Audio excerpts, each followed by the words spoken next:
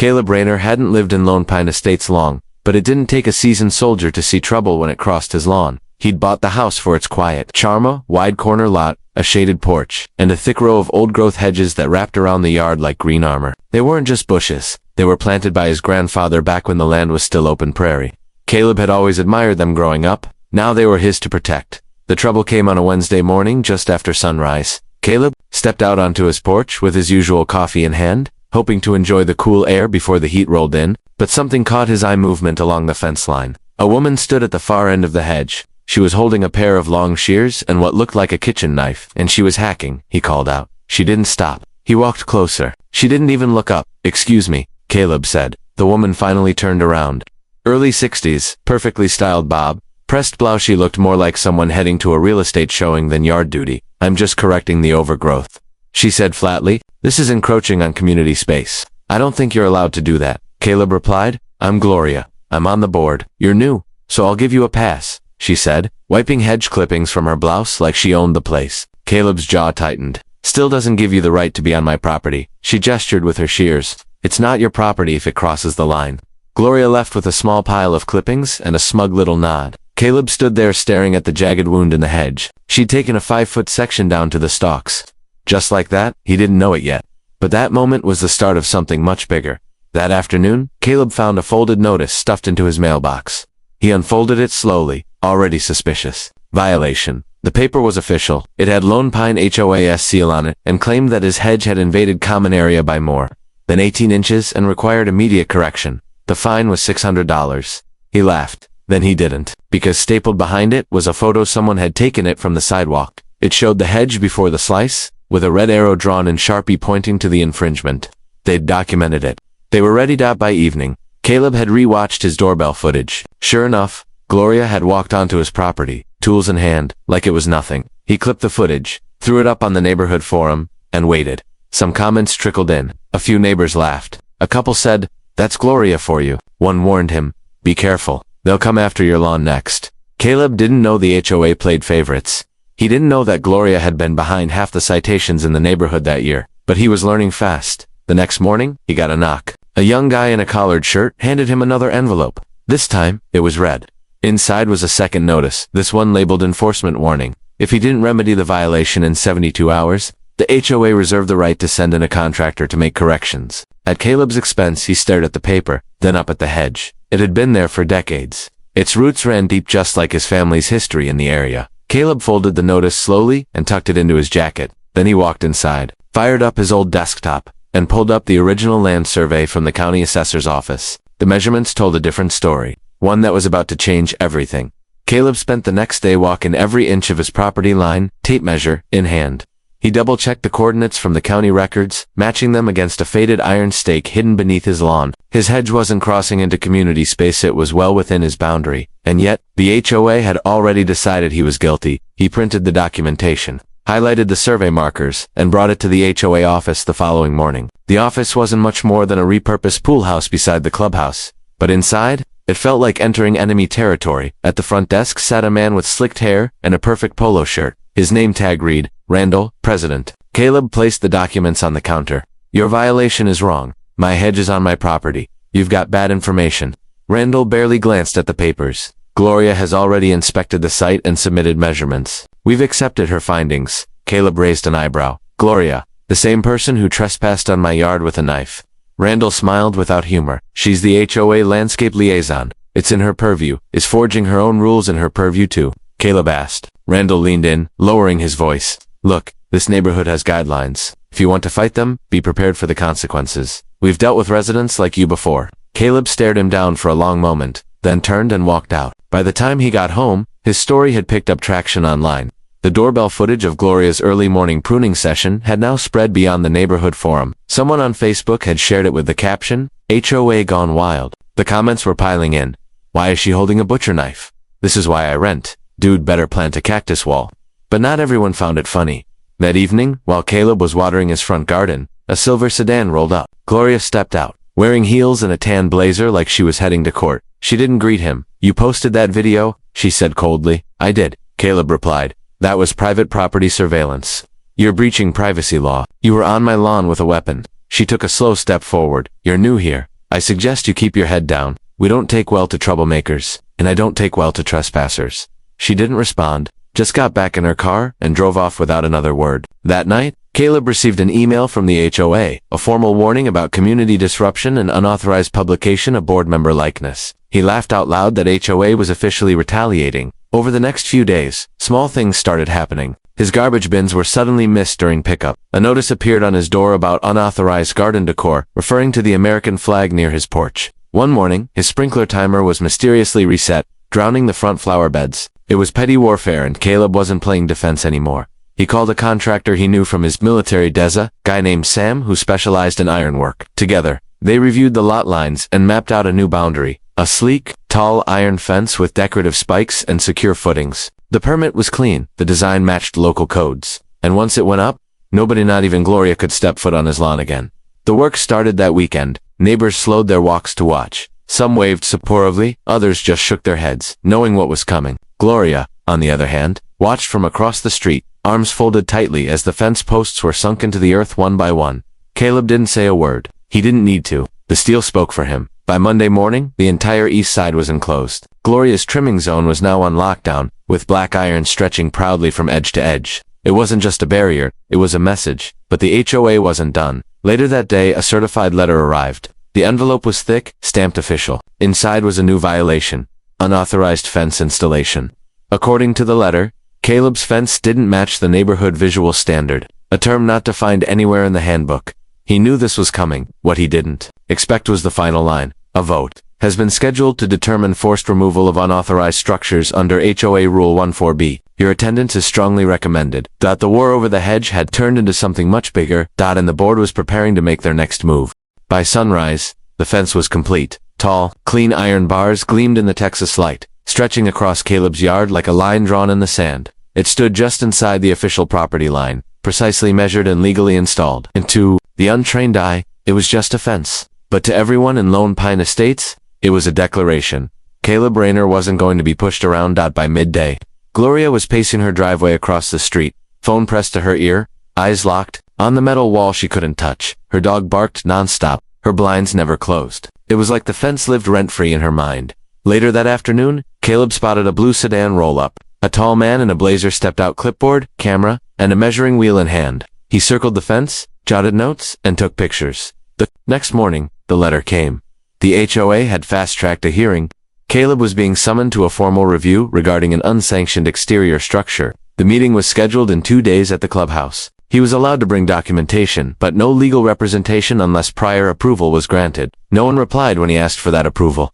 Caleb didn't panic. Instead, he made one call. Her name was Donnie Fletcher, a sharp, no-nonsense attorney who specialized in HOA disputes. She'd once sued a neighborhood board for banning solar panels and won the homeowners nearly $500,000 in damages. She and Caleb had crossed paths during a veterans fundraiser the year prior. Now she picked up after the first ring. "You've got iron on your property and a thorn in your neighbor's yard."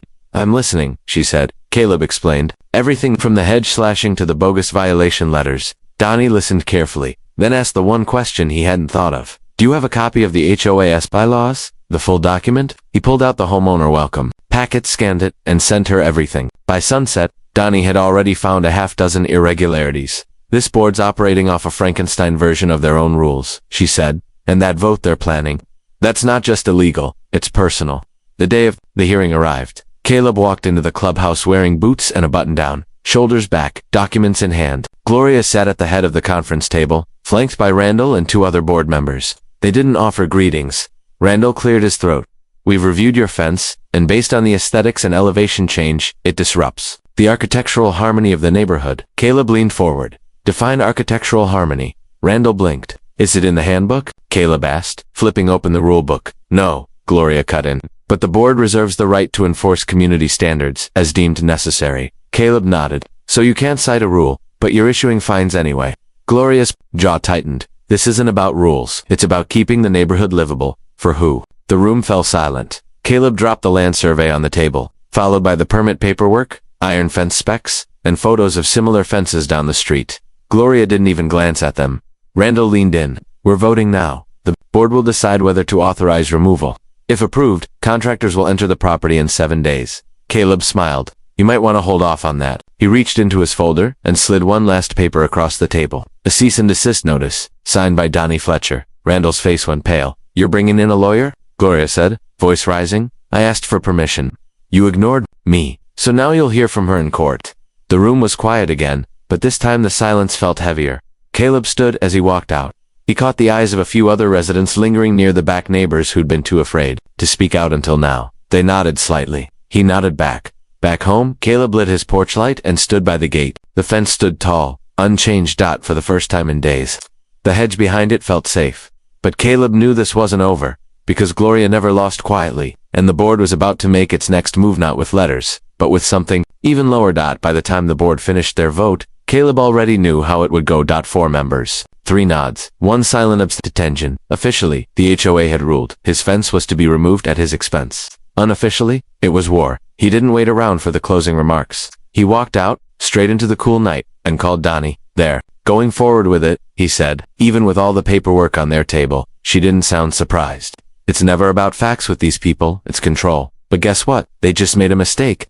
Caleb leaned against the porch post, watching the dark windows of the clubhouse across the street. "How big of a mistake?" "I found something in their archived meeting minutes," Donnie said. "Randall pushed through a rule revision last year to tighten enforcement powers, but he did it without a quorum, no public notice, no vote.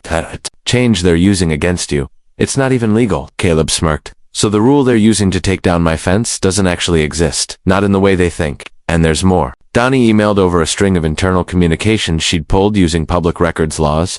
The emails revealed Gloria and Randall had been discussing aesthetic upgrades to the community, including pressuring non-compliant homeowners to switch to approved fencing provided by a specific contractor, Red Leaf Custom. Yards. That name meant nothing to Caleb until Donnie connected the dots. Red Leaf's owned by Randall's cousin. They've pushed 3 homeowners into using him this year, under threat of fines. That's coercion, and if we prove it's a pattern, we've got grounds for fraud. The hedge wasn't the issue. The fence wasn't the issue.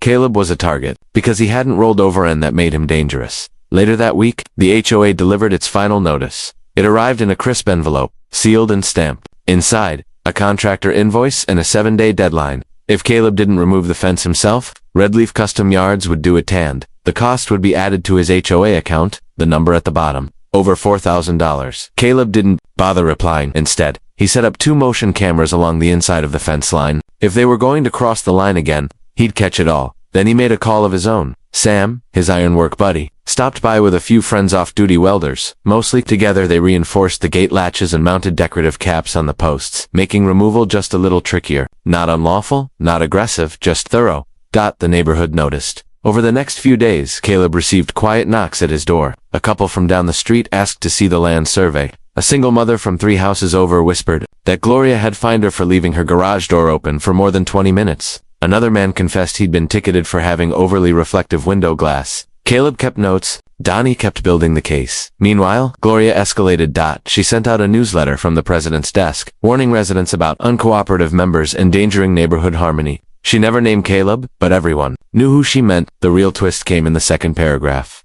Effective immediately. The HOA was calling for a special emergency vote to revise enforcement rules and allow fines of up to $1,000 per day for ongoing violations. It wasn't subtle. It was a declaration of war. But Gloria's confidence was starting to look shaky. A few board members were beginning to question her. One even messaged Caleb anonymously. "I didn't agree with the vote. I'm sorry, it was just a spark." But sparks, when timed right, can burn through more than just paper. At dawn the next day, Caleb stepped out with his coffee and looked at the fence. Strong, steady, not going anywhere. He glanced across the street. Gloria's blinds twitched, but what neither of them saw yet was Donnie's next move, because behind the scenes, she had filed the first round of legal paperwork, and buried inside the claim was a little detail Gloria hadn't expected. A request for financial records from the HOA board, including contractor payments, board reimbursements, and internal communications. The kind of request that turned a hedge war into a full-blown investigation.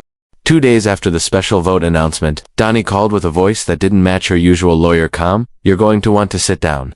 Caleb was already sitting on the porch, boots up, coffee in hand. "I pulled the financials," she continued. "Their attorney tried to delay the release, but the court didn't bite. We've got records from the last 3 years and Gloria's name is all over them." Caleb raised an eyebrow. "How bad?" "Real bad." Donnie forwarded the documents. Page after page. There were maintenance reimbursements to board members, inflated landscaping contracts, and even expenses for catered meetings that never happened. But the part that really stood out, multiple payments made to Red Leaf Custom Yards Randall's cousins' companies. Sometimes just days after board votes, targeting homeowners. Donnie summarized it cleanly. They fine you, threaten removal, then push you into using their preferred contractor kickbacks, coercion, and misappropriation of funds. This isn't just board overreach, it's a racket. That night, Caleb sat in his garage flipping through the folder. Every red flag was now documented. Every unfair fine, every shady vote, every inflated invoice, it was all leading somewhere. But the question now wasn't whether the HOA was dirty. It was how to take them down without burning himself in the process. And that's when the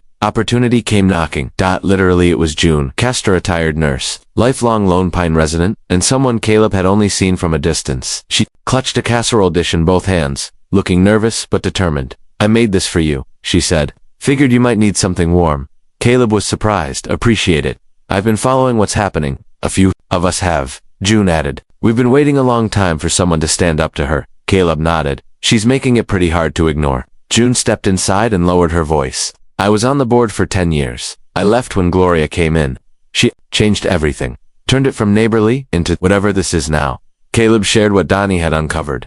June's face darkened. I had a feeling, she said. She's been bullying people into silence. Most folks are scared they'll lose their homes if they push back. That's why we need someone to lead this. I'm not exactly a politician. You don't have to be. You just need to be loud enough to be heard. The next morning, Caleb did exactly that. He printed a single sheet of paper and taped it to his iron fence. It read, Ever been fined unfairly? HOA pushed you into a contractor. Come talk. By evening, a dozen people had stopped by. A family of 4 shared that they'd been fined for parking their camper too visibly in their own driveway. An older man confessed the HOA made him repaint his shutters 3 times because Gloria didn't like the shade of green. One woman had hired Red Leaf out of fear, only to find out she'd paid double what her neighbor was charged for the same job. Caleb listened. Donnie documented. June helped organize the accounts into statements. But the real turning point came days later. A news van rolled up to the neighborhood. Local reporter Mallory Grant stepped out, flanked by a cameraman. She'd picked up the thread after seeing a viral clip of Gloria pruning the hedge on Caleb's lawn. But now she had more than footage. She had files. Caleb didn't speak much on camera. He didn't have to. Donnie laid out the pattern. June described the fear. Mallory did the rest. By the time the 5 o'clock segment aired, Lone Pine Estates wasn't just a quiet subdivision anymore, was the center of a growing scandal. And Gloria, she tried to act like it didn't matter. She issued a dry statement about inaccurate reports and respect for HOA procedures. But the next day, Randall's car was gone. Word spread fast. He'd resigned. 1 board member down. 2, visibly nervous. And Gloria. She was now calling herself acting president. But something in her eyes had changed. Less confident, more cornered. And Caleb. He knew this wasn't the end. It was the setup. Because the next HOA meeting wasn't just another vote. It was the beginning of the unraveling. The morning after Randall's quiet resignation, Caleb noticed something strange. Gloria wasn't outside. No clipboard. No glare. From behind her window, no morning strut across the street. Instead, a printed notice had been taped to every mailbox in Lone Pine Estates. It bore the HOA seal and a new title at the top, from the desk of the acting president. The letter was classic Gloria, drenched in formality and denial. She blamed a campaign of misinformation for Randall's resignation, claimed Caleb's fence was a symbol of non-compliance, and reminded all residents that unity required strict visual harmony. But she went a step further. She announced a community harmony forum, set for Saturday afternoon, at the clubhouse. Mandatory attendance was strongly encouraged, and a new round of bylaw updates would be introduced, ones that included emergency enforcement powers, elevated fine thresholds, and something called disruption clauses. Caleb read it. Twice. It was desperation disguised as order. He picked up his phone and called Donnie. She's trying to rewrite everything. She thinks if she controls the rules, she can fix her image. Donnie wasn't surprised. She was trying to hold the spotlight before it burns her. Caleb looked out at the street. Cars passed slowly, some drivers nodding at him now. The fence had gone from controversial to symbolic. He'd started as a guy with a hedge. Now he was something else to the neighborhood, proof that someone could push back. That gave him an idea. He walked back to his garage, grabbed the old portable grill, rolled it to the driveway, and fired it up. Then he printed a new sign. Block BBQ fence tours. Ask questions, get answers. It wasn't flashy. It didn't need to be. By evening, 20 people had gathered. Some came for food. Others came out of curiosity. A few came with thick envelope copies of fines, contractor invoices, and complaint letters. They were tired. But more than that, they were ready. One by one, they shared stories. Some ridiculous, some cruel. All of them real. Caleb didn't take notes this time. He gave them the mic, the space, the time to speak. Donnie stood off to the side, recording everything with permission, and June, she passed around a clipboard. not just for names, for votes. By the end of the night they had signatures, enough to start the recall petition. The next day, Caleb dropped it at the HOA's mailbox. Himself, Gloria's response came fast. She issued a statement, warning of unauthorized gatherings and escalating disruption. She claimed the signatures were improperly collected and said anyone participating in anti-board activity would be subject to individual review. But behind her stiff language, something was cracking. People weren't listening anymore. Saturday arrived, and so did the Community Harmony Forum. It was supposed to be her moment, her grand return to control. But only a dozen residents showed up, half of them carrying BBQ leftovers and tinfoil. Caleb didn't attend. He was too busy hanging a small brass plate on the front gate of his fence. It read, "Built to last." The next morning, something even bigger dropped. Mallory Grant, the local reporter, released a follow-up segment. This time, she dug into Redleaf's contract history, linking inflated charges not just to Lone Pine, but to 2 other communities. One former HOA president even came forward, saying he'd been pushed out when he questioned the pricing structure. The camera cut to Caleb's fence. The story wasn't about an angry man with metal stakes anymore. It was about how far one H had gone to crush a voice that wouldn't stay quiet. By Monday, more neighbors had joined the petition. A second board member resigned. Gloria's house lights stayed off. Her dog barked at every passing car. Her kingdom was shrinking. And yet she still had one move left, because Caleb received another letter that night. Not a violation, not a fine, a lawsuit, filed in Gloria's name, citing defamation, harassment, and neighborhood destabilization. Caleb stared at the document for a long moment. Then he smiled, because what Gloria didn't realize, what she still couldn't accept, was that her fence wasn't iron. It was paper, and it was already catching fire. Caleb set the lawsuit on his kitchen table and stared at it with a calm that surprised even himself. Gloria's list of accusations read like the last gasp of someone desperate to regain control. She was suing for emotional distress, public defamation, and sustained psychological discomfort caused by Caleb's boundary structure. It sounded ridiculous because it was, but Donnie didn't laugh. "She's throwing everything she can at you, hoping you flinch," Donnie said over the phone. "We'll file a motion to dismiss. She doesn't have a case, but she's banking on pressure. She wants to scare you into backing down." Caleb wasn't scared. He was angry. Not the kind of anger that boiled over, but the kind that forged resolve. The kind that builds one brick at a time. He wasn't just fighting for himself anymore. The neighborhood had begun to change. People who once stayed quiet were starting to speak up. The iron fence had become a boundary line in more ways than one, and now, Gloria had just given him the final tool he needed. The next day, he sent out an open invitation to every resident in Lone Pine Estates. The flyer was simple. No bold letters. Just a calm message. This Friday, backyard gathering, food, fence, and the full truth. He placed a cooler full of drinks under the tree, rolled out a few chairs, and waited. They came in waves. By sunset, over 40 neighbors were standing shoulder to shoulder, leaning on the fence, asking questions, and telling their stories. One woman brought copies of Gloria's letters dating back 5 years. Another man revealed he'd paid for fence removal 3 times in 12 months, all under vague community compliance rules. Then June stood. She hadn't spoken in front of a crowd in years, but her voice was steady. "We've all been punished for small things, grass growing too fast, Christmas lights left up a day too long, a paint shade that's 2 degrees off. None of this is about community. It's about control." Caleb stepped forward and held up a copy of the lawsuit. "She's suing me, not the fence, not the paperwork. Me for standing up." A murmur ran through the crowd. He looked out at them, all tired eyes, worn patience, folded arms. These weren't rebels, they were homeowners. Quiet people pushed too far. This isn't about hedges. This isn't about rules. This is about one person thinking she can decide how we all live. That stops here.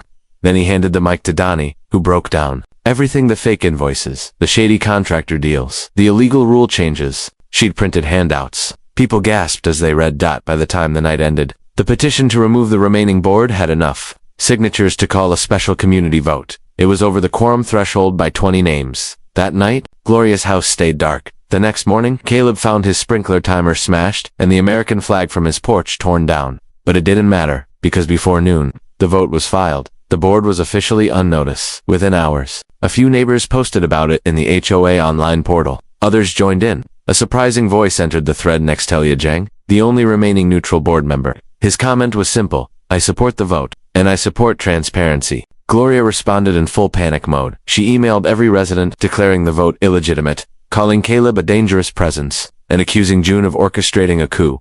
Then she shut off public access to the HOA portal completely. But it was too late. The news got wind of it again, this time with new documents, leaked emails, and updated community complaints. The story aired that same night. Mallory Grant stood outside Caleb's iron fence. pointing out the difference between rules and abuse. She interviewed neighbors, highlighted the lawsuit, and ended with one line that said it all. Sometimes a fence is more than a fence. Sometimes it's the line people need to finally say, enough. The next day, Caleb received another letter. This time, hand-delivered. It wasn't from Gloria, it was from the HOA's legal representative. The contents were short. We are formally withdrawing the lawsuit. No further action will be pursued. A new board vote is in progress. Caleb smiled for the first time in weeks, but he knew one thing: Gloria wouldn't go out quietly. The day of the vote arrived like a storm held intent, but heavy neighbors walked the sidewalks in small clusters, some carrying folded ballots, others glancing toward Gloria's house as they passed. Her shutters were closed, her driveway empty, but no one assumed she was gone. They were all waiting for a fight. The HOA had scheduled the community vote in the recreation hall, but this time, things were different. June had petitioned for open ballot counting. Donnie ensured it was recorded.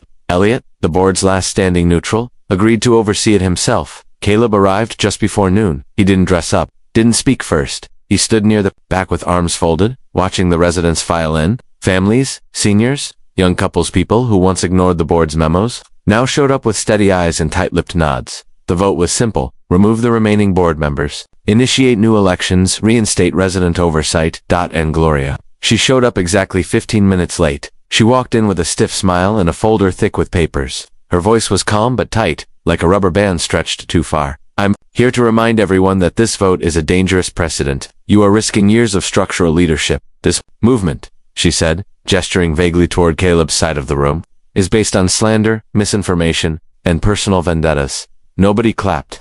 Nobody spoke. She went to her seat. Alone, the voting continued. Ballots dropped into the box slowly, methodically.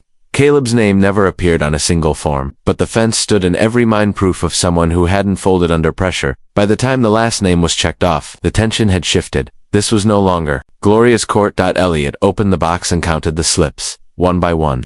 June read the tallies aloud. Donnie filmed every second. After 15 minutes, it was done. The vote to remove the board passed. Overwhelmingly, a ripple of quiet nods passed through the room. No cheers, no shouts, just release. Relief. Gloria stood up slowly, face unreadable. Be speaking with my attorney, she said, turning to Elliot. No doubt, he replied without emotion. Then she walked out. No one followed, not even her usual loyalists. By the end of the week, Gloria's house had a for sale sign in the yard. No farewell letters, no goodbyes, just silence. Weeks passed. The neighborhood changed in small ways. The HOA office issued an apology. Donnie volunteered as a legal advisor during the transitional period. June rejoined the board, this time backed by a community, not a clique. Caleb, he stepped back. He wasn't interested in running anything. He just wanted peace. But the fence stayed. Not because he needed it now, but because it meant something. Not steel, not defiance, but balance. Protection. A reminder of what happens when people stop pushing back. One Saturday, Caleb stood on the porch when a young boy on a scooter rode up to the gate. Hey mister, the boy said. My mom says you're the guy who built the wall. Caleb chuckled. It's a fence. But yeah, I guess I am. The boy looked up at the tall posts. Is it to keep people out? Caleb looked past the yard, toward the homes beyond. No, he said. It's to remind people where the line is. The boy nodded like he understood something big, then zipped away. Caleb turned, walked back into his house, and paused near the window. A breeze pushed through the hedge behind the fence, thicker, now healing. No cuts, no violations. Just green. Just space. Just peace. And so, in Lone Pine Estates, there was no dramatic collapse, no explosion, just a shift, a quiet changing of guard, and a fence that stayed standing not because it had to, but because it earned its place.